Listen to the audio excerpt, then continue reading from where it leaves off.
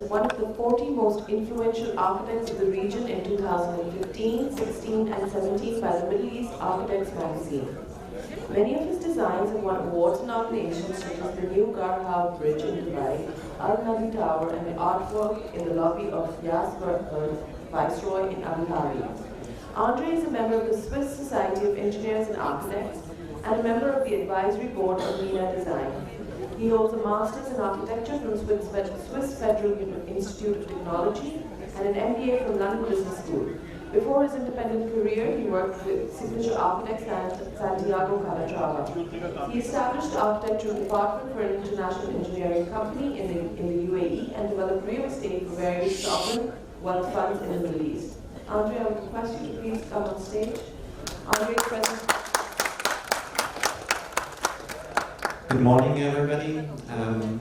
Thank you very much for the introduction, and thank you very much for the IAPEX team to bring me here. I really enjoy and appreciate every moment I have. And thank you very much, all of you, to come here. So, the presentation is about realizing visions and making sure that the utopia doesn't stay unbuilt. And I would like to show you a very personal way how I actually think we can build the unbuildable. Okay, next please. So the presentation is grouped into three parts. One tells you a little bit about the context. Then we have some case studies and questions and answers. I have been advised that questions and answers needs to be cancelled and will be done afterwards. So next please. So, what I actually believe is we work always in architecture, okay? That's the field of architecture, but every single one of us has a personality that reaches out of the architecture. And I believe that the feasible path to realize architecture is to think out of the box of architecture and reach into the areas where you have also credibility. So, when I show it in my case, yes, I'm Swiss, so I can refer to the entire Swiss community. Yes, I have studied architecture, but every other architect is also in the same pool as you. So I have studied also something else, and I can actually reach into the alumni section of the other pool where I have studied. Also, when I have worked, everybody of you has a certain work path or connections. Each work path I've taken, or each step, I looked at architecture from a different corner and from a different perspective, and I think that finding a way to realize something might be just changing the objective and looking at the architecture in a different way. So, before we step into the first case study, and that actually has something to do with the images on the left. So I came to the Middle East 16 years back, and I thought one way of actually analyzing the culture of the Middle East to find a way through patterns. And being an architect, obviously I thought just two-dimensional is not enough, it needs to go into space, and I looked at certain ways to develop a contemporary way of a Middle Eastern pattern, and that was all three images you've seen on the right-hand side were that way. So please to the next. So the first case study, the client is a cultural institution. It was an artwork, was meant to be there, a viewing platform, and it was meant to be a commemoration of the 50th anniversary. It should be a cultural design, and it should connect the city with the cultural institution. The project is in Abu Dhabi. Next, please. That's how it looks. It's called Al Nadi Tower. And remember, I showed you the artworks where I said, so how do you find a contemporary way to look into the Middle Eastern culture? And I used the word patterns. So exactly the same thing we have done here. So you see Al Nadi Tower and you see those fine black lines. Imagine these lines showing you elements, and the elements are tiles. Yeah, three-dimensional tiles. In the Middle East, you have 3 different technologies to actually build up a pattern. One is to have tiles, and through rotation of the tiles, you create larger formations, and by doing so, you actually create the pattern that's often used actually in the Kufi script. So we have here one tile, yes, that goes around, and just by rotating this one tile in all 3 axes, you actually generate the shape of the tower. On top of that pattern, there's a second typology of pattern applied, that is usually the lines that go around in space, give formation of stars and similar arrangements. They usually break an imaginary mirroring lines, and that we have done as well. We have applied it on our 3-dimensional tile with a slight dislocation, and we got it depending how far off we are from the center line. And we had to make sure, and that's a very interesting thing actually with patterns, that regardless how we turn the tile, the 3-dimensional tile, the pattern on top of the tile is actually matching and reassembling to the complete pattern. Okay? So that's one way. Yeah, go ahead. So that's a different perspective of the tower as well, how you can see it. If you go for the next one, please. You see how it looks like by night. All of a sudden, it becomes actually a lantern, it becomes a beacon, it's actually a lighthouse that connects the institution towards the city. In the back, you have the city of Abu Dhabi. And the light becomes almost something, how shall I, materialized, something mystic. Next, please. So that's a little bit the technology behind. So here you see the different patterns and how you actually rotate them. Here you see how it's being made, that's actually the shell. And here you have the industrial robot that actually carved the shape out of the negative shape. Here's how we assembled it in parts, and then we brought it in by a huge crane. Next, please.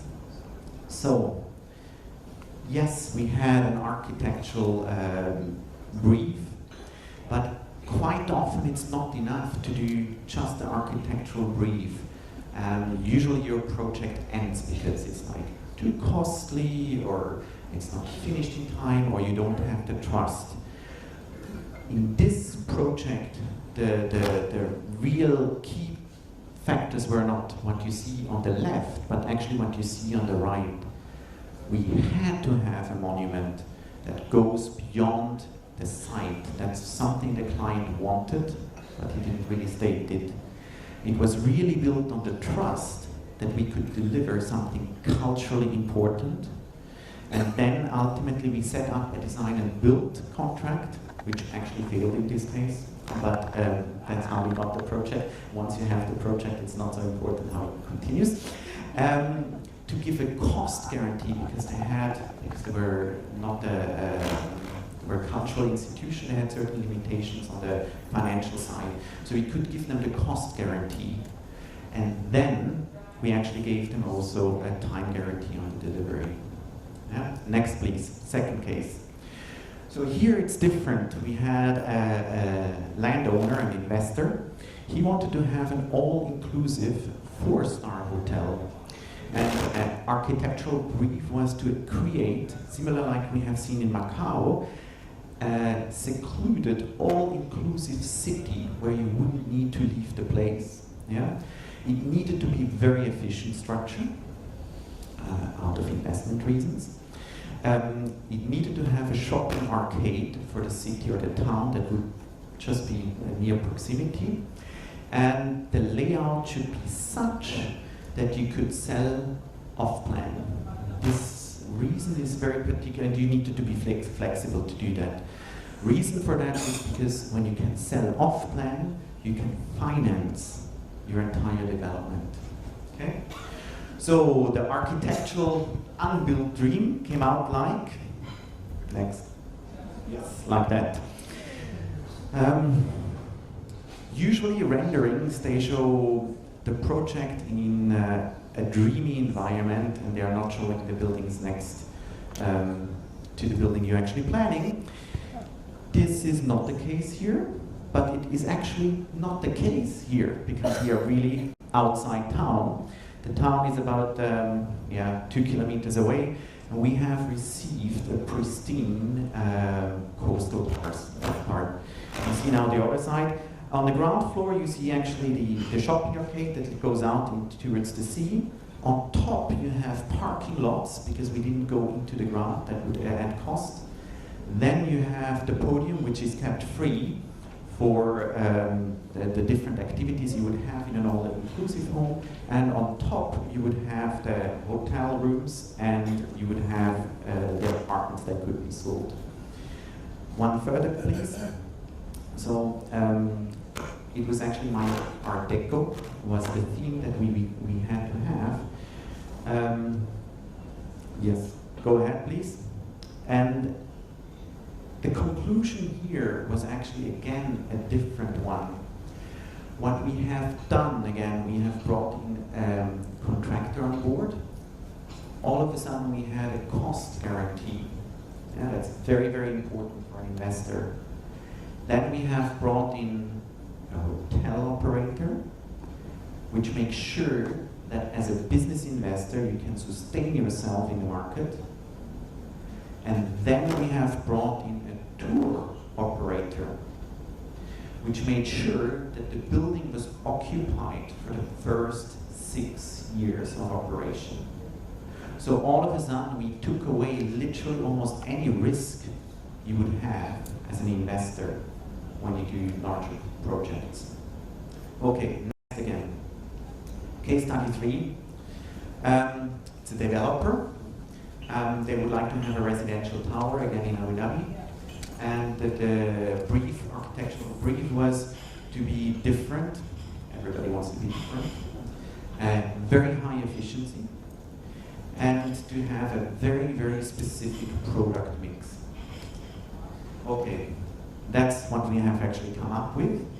The architectural concept was to actually have a very simple structure that would develop over the 46 floors. And we had a second layer that was attached from a balcony floor plate to balcony floor plate. And the pattern would actually open and close, provide privacy or not privacy, depending on the buildings that would stand next to it. So, so you see actually the neighboring building on that side goes about this high up, and then afterwards we could actually retain the free view. On the front and the back, it's also the entire screen is more open in order to provide a higher visibility out. Next, please. We have a little bit closer view where you can see how we reach the height where we are open and where we can enjoy actually a private view out. Next, please. And here's the street view. Again, you see the front is relatively open and it closes on the side where you have buildings next door. Next, please. Atrium was like the entrance lobby. Very, very efficient. That's exactly what the client wanted. Next one. And we have a view how the whole apartment looks like. It's a very open apartment in general. And you see how the screen that actually gives a far view impact is actually relatively transparent when you are inside. And that has to do with the scale you really apply to it. Okay? Now, again, how did we get the client to convince that we are the right people to get the project, not only in our portfolio with the renderings, but literally to get it built? Is the efficiency of the floor plate was 85 per request. We achieved 91. The matching of the product mix was 100%. We achieved that through having multiple floor plans that we could swap exactly the way to achieve the product mix they wanted. And last but not least, we carved out 99.9% of the maximum built-up area allowed on that plot. And I think those are arguments that actually count for an investor. Next, please. Case study 4, it's a semi-governmental headquarter in Dubai. And the brief was to have a futuristic building, as everything that's in Dubai.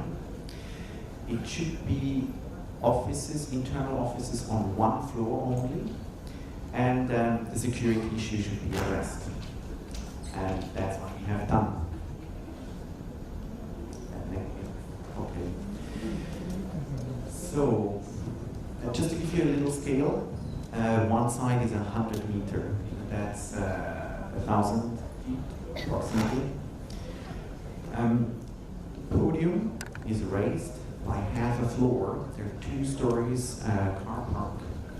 We also raised the podium out of 2 reasons. One was we have very high water table because the sea is quite close. And the other one is because we created a park, a public park. Remember, it's a government entity. They wanted to give back to the community.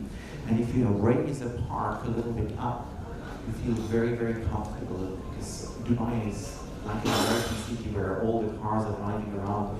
And just by lifting up the park, you create security for people who are out there. Then you have those legs that bring up the entire building. And then you have 2 floors of offices. So on the lower floor, you have all the internal offices of the company, and on the higher floor, you have in one floor, you have meeting rooms for public people to address. One, you have the restaurant, the museum, and on one, you have additional facilities needed for the company, and one is actually a roof garden. I would like to mention something about the legs. You can go to the next one. So here we are actually on the podium level. That's the park. So those legs they look very unstable, but they are very stable. They are hyperboloids, and hyperboloids are the most stable structure you actually can have because every point on the hyperboloid is defined by individual 3 coordinates. They are tilted for one, and they are non-symmetrical, but that is just the little thing. Next one, please. So here we are in the office in the upper floor, and you can actually see that there's a little green cinta in between. This is not only to bring natural light in, so the entire office is defined despite the fact that we have 100-meter length or a 50-meter length per quadrant. We get natural light through every seat and every workstation. Yeah, and that's one of the reasons. But that is not only that's finite. The gap between the quadrants is also to have actually the fire distance. Yeah, so all of a sudden we actually use that as well. Next one, that is finite. And now we have a little tour, maybe. Can we have the movie, please? Next one.